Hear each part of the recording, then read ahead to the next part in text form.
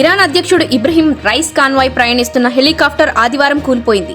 17 గంటలు గడిచిన తర్వాత హెలికాప్టర్ ఆచూకీ లభించినట్లు తెలుస్తోంది. సహాయక బృందం ప్రమాద స్థలానికి చేరుకుందని అధికారులు తెలిపారు. పలు ఇరాన్ మీడియా ఛానళ్లు రైసీ హెలికాప్టర్ శకలాలను రెస్క్యూ టీంలు కనుగొన్నాయని చెప్పాయి. అయితే అధ్యక్షుడు, అతని సహచరులు ప్రాణాలతో బయటపడ్డారా లేదా అనే దానిపై రెడ్ క్రెసెంట్ సమాచారం అందించలేదు. మరో ఇరానీ మీడియా ప్రమాద స్థలంలో ఎవరూ సజీవంగా ఉన్నట్లు ఎటువంటి సంకేతాలు కనుగొనబడలేదని తేల్చింది. ఇరాన్ అధ్యక్షుడు ఇబ్రహీం రైస్ కాన్వాయ్ ప్రయాణిస్తున్న హెలికాప్టర్ ఆదివారం కూలిపోయింది.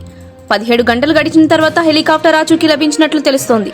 సహాయక బృందం ప్రమాద స్థలానికి చేరుకుందని అధికారులు తెలిపారు. పలు ఇరాన్ మీడియా ఛానళ్లు రైసీ హెలికాప్టర్ శకలాలను రెస్క్యూ టీంలు కనుగొన్నాయని చెప్పాయి. అయితే అధ్యక్షుడు, అతని సహచరులు ప్రాణాలతో బయటపడ్డారా లేదా అనే దానిపై రెడ్ క్రెసెంట్ సమాచారం అందించలేదు. మరో ఇరానీ మీడియా ప్రమాద స్థలంలో ఎవరూ సజీవంగా ఉన్నట్లు ఎటువంటి సంకేతాలు కనుగొనబడలేదని తేల్చింది.